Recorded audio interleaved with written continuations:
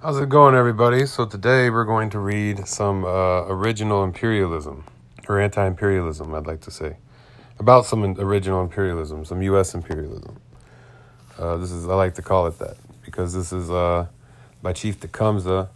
This was a speech to Governor William Harrison in August 11th, 1810. So let me Governor William Harrison. Let me give some context on who that is. So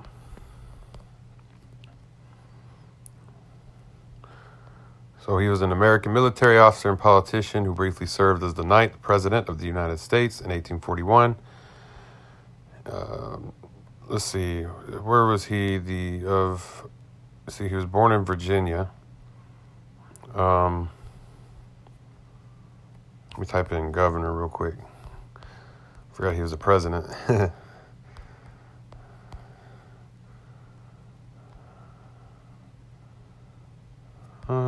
Indiana. That would make sense, because Tecumseh, was Shawnee. So that's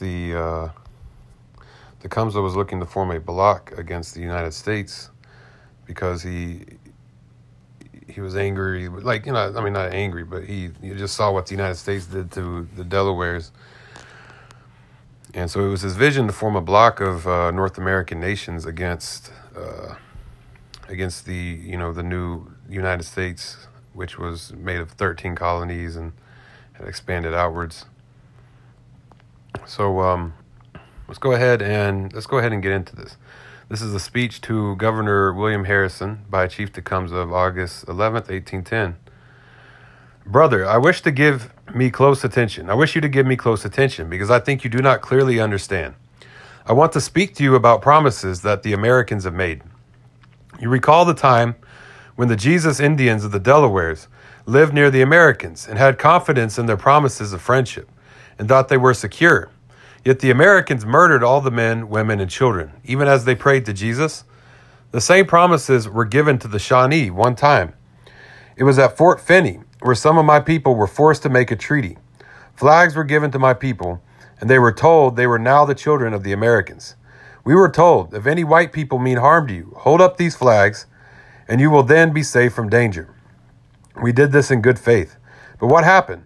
Our beloved Chief Maluntha stood with the American flag in front of him, and that very peace treaty in his hand, but his head was chopped off by an American officer, and that American officer was never punished. It sounds like 2021. Okay, brother, after such bitter events, can you blame me for placing little confidence in the promises of Americans that happened before the Treaty of Greenville? When they buried the tomahawk at Greenville, the Americans said they were our new fathers, not the British anymore, and would treat us well. Since that treaty, here is how the Americans have treated us well. They have killed many Shawnee, many Winnebagos, many Miamis, many Delawares, and have taken land from them.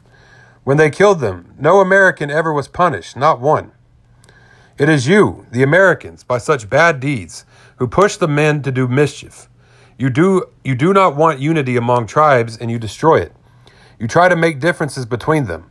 We, their leaders, wish them to unite and consider their land the common property of all, but you try to keep them from this.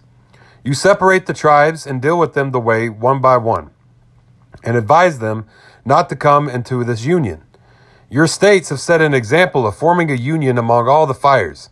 Why should you censure the Indians for following that example?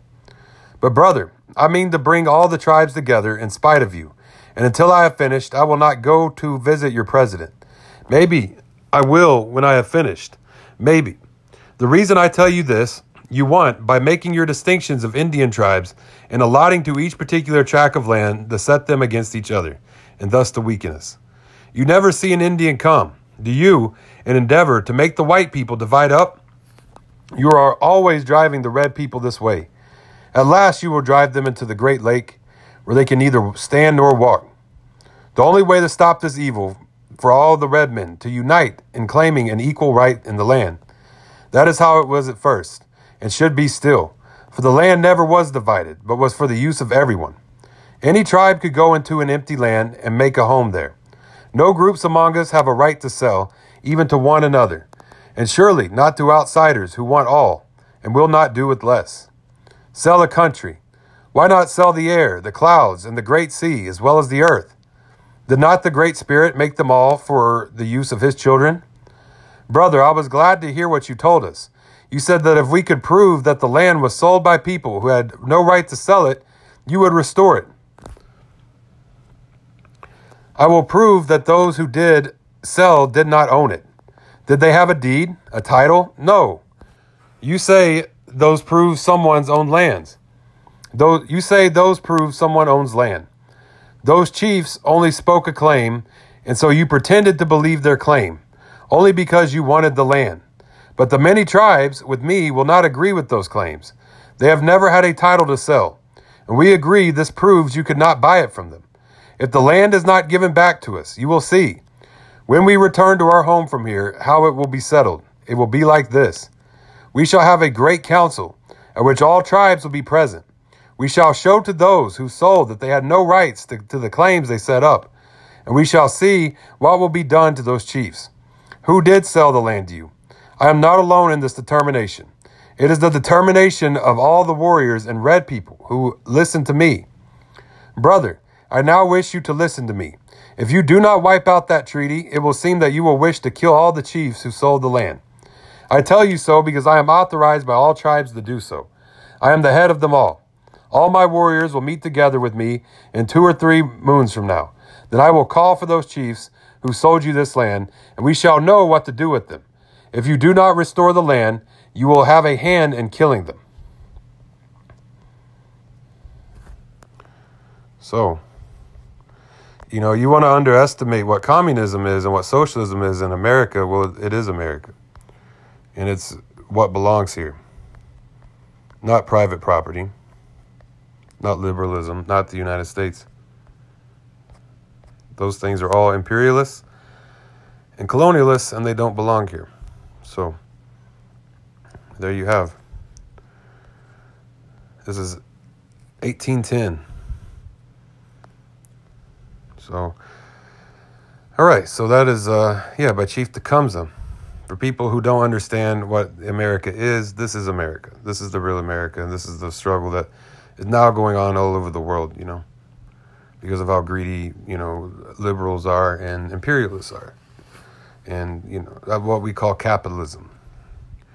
It's what we, Marx said that the modern bourgeois began by the discovery of America.